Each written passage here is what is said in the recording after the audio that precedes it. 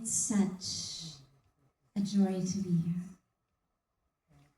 Thank you so much to our Karthikeyanji, all of the beautiful, dedicated team here of PMC and all of the organizers. We're at a very interesting time in history. We are the most distracted, the most depressed, the most anxious, highest rates of suicidal tendencies. We are the most addicted, the most disconnected, the most lonely. And there's a historic, unprecedented surge in people starting to meditate.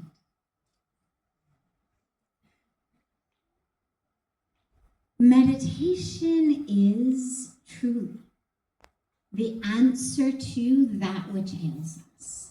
And I'll talk about this, but it's important to just begin with this understanding. It's not my meditation over here and my action over here.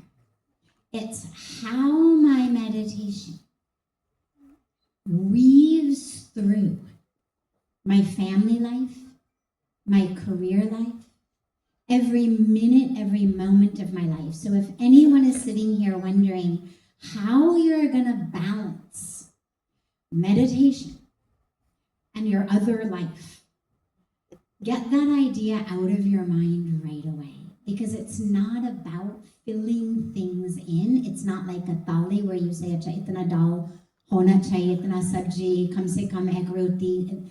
It's not about fitting things in. Our meditation is that actually infuses, informs, governs every other aspect of our life. It's the who of who we are as husbands, as wives, as mothers, as fathers, as daughters, as sons, as friends, as employers, as employees, as neighbors, as citizens on planet Earth. Throughout most of history, much of the world, particularly the Western world, has developed tools to understand life by looking outward. Telescopes, life in outer space. Microscopes, life that I can't see. But India, from ancient times, thousands and thousands and thousands and thousands of years ago, developed a science of looking in. Not instead of looking out, but with the deepest awareness, as our scriptures remind us. Yatha pinde, tatha brahmande. As is the individual, so is the Supreme. Or as we say more colloquially, Jaise drishti, vaise shrishti. As is my sight, so is the creation. So this science was not developed to be instead of or separate from the outer world. It was developed to help us access the very instrument through which we understand and move and act and impact in the outer world. India gave us, our rishis, our sages, our yogis gave us a map of the mind, a map of consciousness, a way of understanding that. If you look at ancient religious traditions, the majority of them were focused on how do we make God happy? What will please God? India gave us a spiritual tradition that said, how do I know the self? Because in knowing the self, I will know God. Aham Brahmasmi, Tattvam Asi, Soham. It turned us inward, even for the understanding of the divine. I came to India. I won't go too much into my story, but just to anchor it for a moment. I came to India 30 years ago. In September of 1996, as a 25-year-old PhD student, I had graduated undergraduate with a degree in psychology from Stanford University. I was then getting a PhD in psychology, pediatric neuropsychology. I grew up in Los Angeles, quite literally in Hollywood, hence the Hollywood to the Himalayas title of my memoir. And I had what on the outer level looked like everything. If you had looked at me, you would have said, "Uske paas sab kuch hai." And yet, what we know as meditators is, sab kuch is not really sab kuch. I had it all. But I had no idea who I was. I was an A+ student, getting A's on all of the exams. Could tell you everything the teacher asked and more. But I had no idea who I was. I had no idea what my life meant. I certainly had no idea about the divine. I lived in a state that so many of us know so well, of anxiety, of tension, of a false identification that was based on the physical body, what it looks like, where it's from, what it can do, how well it succeeds, and based on the history, where I've been, what I've done, what's happened to me. And so I suffered, like we all suffer. I came to India at 25 with a backpack on what I thought was going to be just a very short adventure trip in the midst of my PhD program. But I had such an extraordinary, powerful spiritual experience standing on the banks of Ganga that it transformed my life, and I stayed. But instead of going more into my story, I want to mention what it did, which was it brought me from what I call the Hollywood way of thinking to the Himalayan way of thinking. And this is what meditation gives us. And then I'll go a little bit more into the actual meditation around the world and what it's offering us. But I suffered because I was in what I call a Hollywood way of thinking that sadly is no longer only in Hollywood, it's now kind of pervasive all over the world. And that way of thinking says you are your body. You are what it looks like. You are its size, its shape, its color, its race, its religion. You are how it measures up to standards of beauty, of success, of intelligence, of worthiness. That is who you are. And so we suffer. We suffer feeling not enough. We suffer all kinds of complexes. And we bring suffering onto others because if I'm only this body, well, then I better have more. Like, I don't have enough yet. Not enough wealth, not enough power, not enough popularity, not enough success, not enough things. So I better grab more, which means we compete with others. We oppress others, we harm others, we steal, we lie. We grab and hoard, we harm the planet. The Himalayan way of thinking, which is what meditation gives us, whether you're sitting in the Himalayas or you're sitting in New York City or Paris or Tokyo or Delhi or wherever you may be. What it gives us is the awareness that you have a body, but you're not the body. You are soul. You are spirit. You are source. You are consciousness. And what that does is it removes the suffering. It is a journey from suffering to the end of suffering. India calls it, India's diagnosis of the suffering, is avidya. Very simple. Lack of knowledge, lack of awareness, lack of wisdom, lack of truth. This ignorance that says you are that identification. And the cure? So the diagnosis is avidya.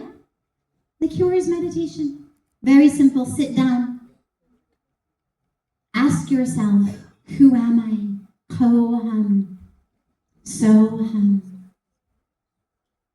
Come back to the self. Meditation dehypnotizes us. A lot of us think it's just about relaxation, stress relief. That's great. That's a nice byproduct. But that's not what the science was given to us for. Our rishis and our sages were not saying, "Hey, calm down for God's sakes." It wasn't the antidote to just stress and tension. It was the antidote to avidya and the suffering that arises from the avidya. We are hypnotized. We are hypnotized by our culture, by our society, now by media and social media. And we're hypnotized also just by the nature of the human mind and maya, long before we had any devices to help hypnotize us. And so meditation pulls us out of that hypnosis and actually shows us the truth. So it's not just about relaxation, it's about sanity. It's about truth. It's about awakening.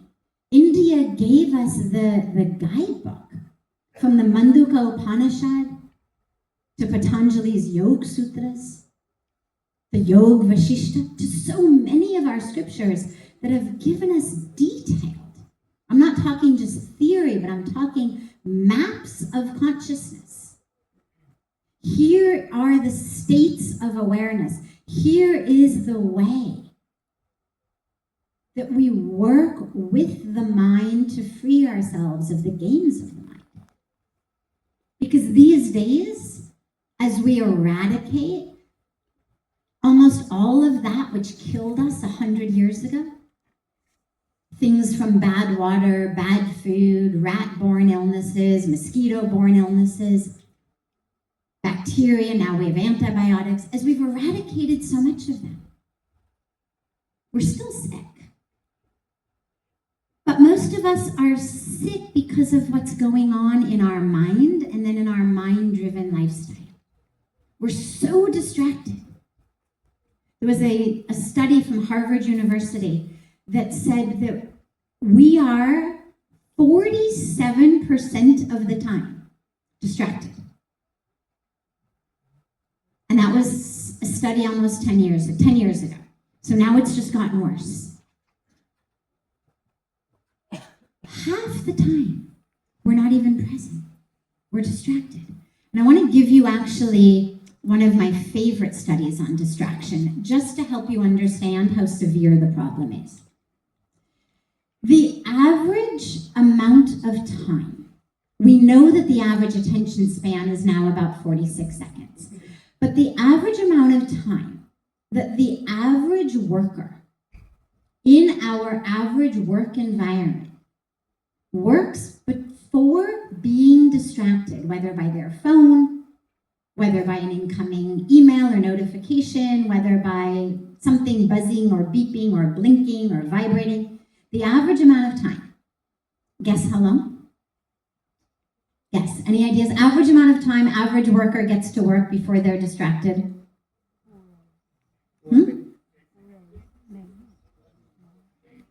20 seconds. Okay, it's actually better than you've guessed. It's 3 minutes. It's 3 minutes, which tragically sounds like an awful long time. But here's the incredible part. So in 1 hour of working in such a way that you are distracted every 3 minutes, in 1 hour, our IQ points drop by 10 points in an hour. Okay, we are 10 IQ points stupider at the end of an hour of working like that than we were at the beginning of the hour. But now here's for me my favorite part of this study. If we did no work at all, and by work, I don't even necessarily mean something at your job. You could be sitting at home reading a book. You could be writing a book. You could be reading poetry. You could be writing poetry. But whatever we're doing that we are focused on. So 1 hour of being interrupted every 3 minutes, our IQ drops 10 points. Now, if we did no work at all, and all we did was sit at our desk and take drugs, get high, for an hour, our IQ points would drop by 5 points in an hour. Now, what that means is that our current way of living and working is making us twice as stupid as if we actually did nothing at all but sit around and get high. Now, you imagine what is happening to the quality of our minds. Because here's the thing.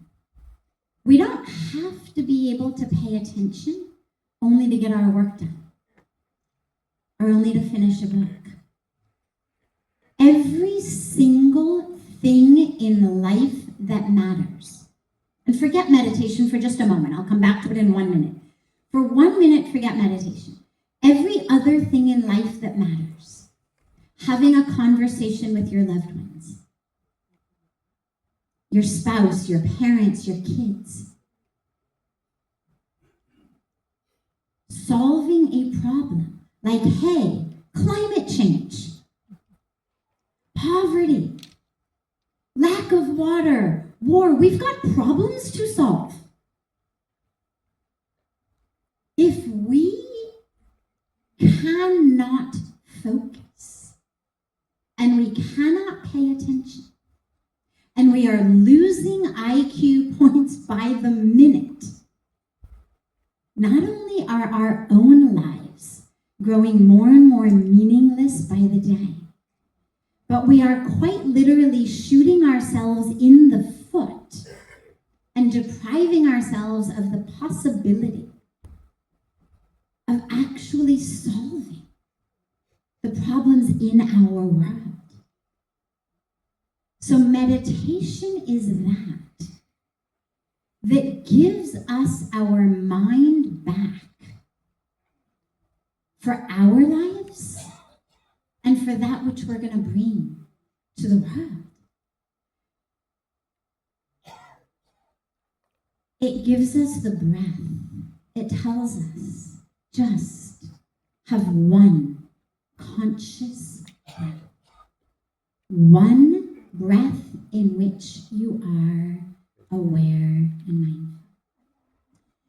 The breath is the only way we have, the only bridge of linking from our conscious nervous system to our autonomic nervous system, that which happens automatically, our heart rate, our blood pressure, our digestion, our reproductive systems, our circulatory systems. The breath is the only access we have to change the very way that our bodies are functioning. It's our only bridge to our own nervous system. So if you're feeling frazzled, stressed, distracted, restless, can't sleep, high blood pressure, high cholesterol, diabetes, our breath is the one bridge to that autonomic nervous system. It also gives us access to our brains, because I'm sure that in this conference, you're going to have scientists who will come up and show you how meditation changes our brain. So I won't use my time to do that, other than to just say that I'm not talking about research being done in yoga studios. I'm talking about research being done at the top research-based academic institutions across the world, showing us that it changes us structurally, It changes us chemically. It changes the connections between the neurons. It changes the very pattern of how our brain operates. And as we get new connections, as we build literally more brain matter, because it literally grows our brain, particularly in this prefrontal cortex, which is what teaches us how to plan our lives. Anybody ever find themselves at the end of the day going, I was busy all day long, but I didn't do one thing I had planned to do in the morning? Anybody ever have that experience? Right? We get up in the morning and we're like, today I'm going to do. And at the end of the day, we look back and we're like, I didn't nap. I didn't give myself a mani-pedi. Where did the time go? What did I do? Strategy, implementation, planning, basic skills for a happy, meaningful, successful life. Prefrontal cortex. Anybody find themselves in situations where you say to a loved one or even a stranger, or you act in ways, you lose your temper, and later you're like, that wasn't me. And you go back and you apologize and you say, well, to mera matlab nahi tha. I didn't mean it. Well, if you didn't mean it, why'd you say it? Who else is in there? Right? We say, it wasn't me. Well, if it wasn't you, who was it? The ability to have control. Not a white-knuckle death grip, but the ability to be in charge, consciously in charge. What I think, what I say, how I live, how I spend my time, prefrontal cortex, meditation, literally, not only improves the function of it, the flow of oxygen to it, but it actually increases it in size. We are growing brain cells, we are growing connections. It gives us also health in the body, meditation does. During COVID time, we had so many doctors coming online going, don't worry if you can't get out there jogging. Do yoga at home and meditate.